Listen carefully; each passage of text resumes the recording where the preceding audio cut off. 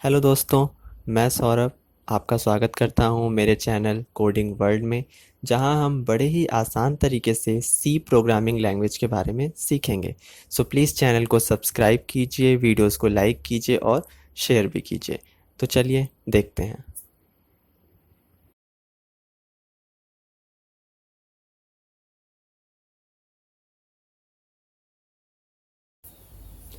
Hello friends, तो आज हम सी प्रोग्रामिंग लैंग्वेज से रिलेटेड अपना चौथा प्रोग्राम देखेंगे। इसके अंदर हम कंपाउंड इंटरेस्ट का प्रोग्राम बनाएंगे। हम ये देखेंगे कि किस प्रकार से हम कंपाउंड इंटरेस्ट का प्रोग्राम क्रिएट कर सकते हैं। तो सबसे पहले हमें अपने हेडर फाइल्स को डिक्लेयर करना होता है। तो प्रोग्राम को शुरू करने से पहले हम एक चीज़ आपको पहले ही बता देना चाहते हैं कि जब हम कंपाउंड इंटरेस्ट निकालते हैं तो वहां पर हमें फॉर्मूला में पावर की ज़रूरत होती है। तो पावर एक फंक्शन हमारे पास पाव नाम से पहले से है सी की लाइब्रेरी में। उसे हेडर फाइल math.h के अंदर रखा गया है। तो हमें दो हेडर फाइल्स को डिक्लेयर करना होगा। तो हम सबसे पहले अपनी stdio को डिक्लेयर करेंगे। हैज इंक्लूड stdio.h, हम stdio.h को डिक्लेयर करेंगे। उसके बाद दूसरा हेडर फाइल हमारा होगा, वो होगा math.h। जैसा कि हमने आपको पहले वीडियोस में बताया था कि जब हम इनपुट आउटपुट पढ़ रहे थे तो हमने आपको बताया था कि कई प्रकार की और हेडर फाइल्स होती हैं और उनमें प्री डिफाइंड फंक्शंस भी होते हैं। तो पाव नाम का एक फंक्शन है जो कि पावर निकालने में हमारी सहायता करता है। वो मैथ डॉट एच नाम के फंक्शन लाइब्रेरी फंक्शन के अंदर पहले से इनबिल्ड है। तो इसलिए हमें उसे डिक्लेयर करना है क्योंकि हम पावर यानी कि पाव नाम के फंक्शन को एक्सेस करना चाहते हैं। तो हम अपने वॉइड यानी कि मेन फंक्शन के अंदर एंट्री लेते हैं। हम अपने मेन फंक्शन के अंदर आ चुके हैं। अब हमें यहाँ पर वेरिएबल्स को डिक्लेयर करना है। तो हम फिर से फ्लोट टाइप के डेटा टाइप का यूज करेंगे क्योंकि जो आंसर्स हैं वो पॉइंट में भी हो सकते हैं और जो डेटा इंटर होगी वो भी पॉइंट में हो सकती है।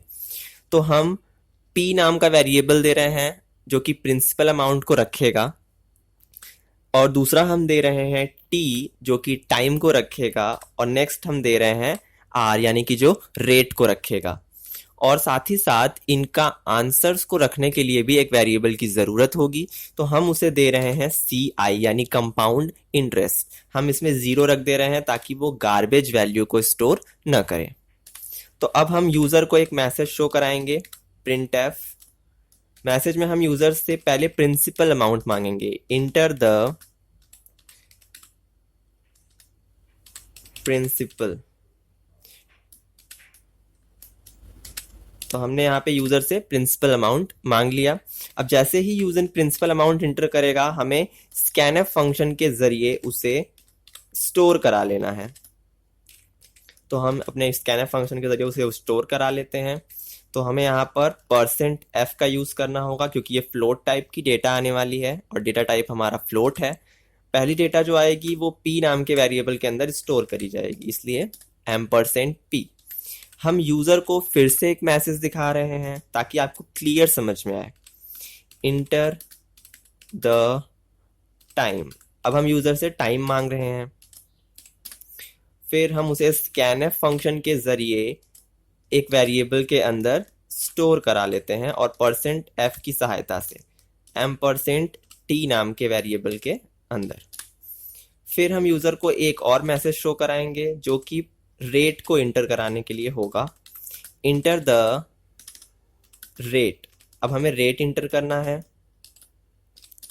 उसके बाद जैसे ही यूजर इंटर करेगा तो हम स्कैनफ फंक्शन लगा लेंगे। फिर से हम %f की सहायता लेंगे और %r नाम के वेरिएबल के अंदर स्टोर कर लेंगे। तो इस तरीके से हमारा प्रिंसिपल अमाउंट आ जाएगा, टाइम आ जाएगा और रेट भी स्टोर हो जाएगा। तो इतना करने के बाद अब हमें अपने फॉर्मूला को लगाना है। तो फॉर्मूला लगाने के लिए हमें पहले उस वेरिएबल का नाम रखना है जिसमें उसका आंसर स्टोर होने वाला है। तो सी आई वो वेरिएबल है यानी कंपाउंड इंटरेस्ट जो कि इस आंसर को स्टोर करेगा।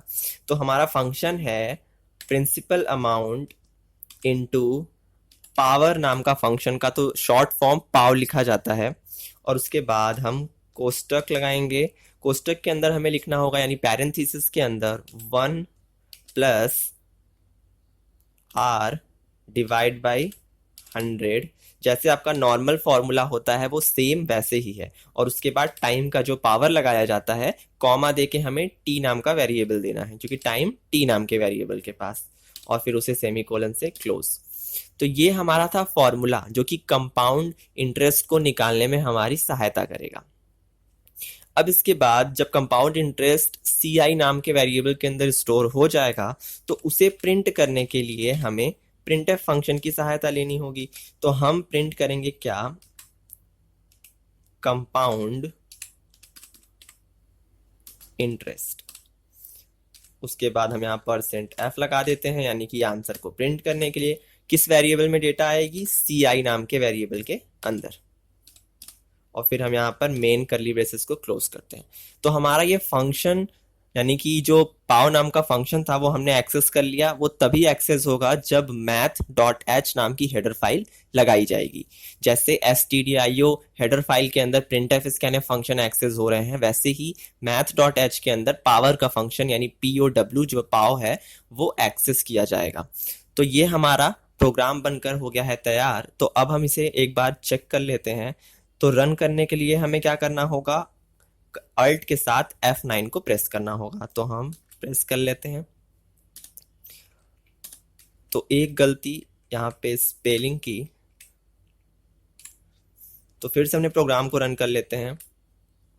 तो ये हमारा प्रोग्राम रन हो चुका है। अब इंटर द प्रिंसिपल अमाउंट, तो हम अपना प्रिंसिपल अमाउंट इंटर कर देते हैं। मान लीजिए 1000, और टाइम हमारा क्या है 2 दे देते हैं, और रेट हम दे देते हैं 10। इंटर। अब ये हमारा प्रोग्राम हो गया रन। अब इसका आंसर देखने के लिए हमें अल्ट के साथ F5 को प्रेस करना होगा। तो ये हमारा कंपाउंड इंटरेस्ट क्या है 1210। तो इस तरीके से ये हमारा कंपाउंड इंटरेस्ट निकल कर आ गया। एक बार और प्रोग्राम को रन कर लेते हैं दूसरा कोई नंबर देकर। इंटर द प्रिंसिपल अमाउंट, मान लीजिए प्रिंसिपल अमाउंट है 2000, टाइम है 12 और रेट है 5। फिर से रन कर लेते हैं। तो कंपाउंड इंटरेस्ट आया है 3591। तो इस तरीके से हम अपना कंपाउंड इंटरेस्ट निकाल सकते हैं। तो ये हमारा फंक्शन तैयार हो चुका है जो कि कंपाउंड इंटरेस्ट निकालने में हमारी सहायता करेगा। तो आज का वीडियो यहीं पर ख़त्म करते हैं। आई होप आपको समझ में आ गया होगा, और कोई भी प्रॉब्लम होती है तो आप मेल कर सकते हैं या फिर आप कमेंट करके भी हमसे पूछ सकते हैं।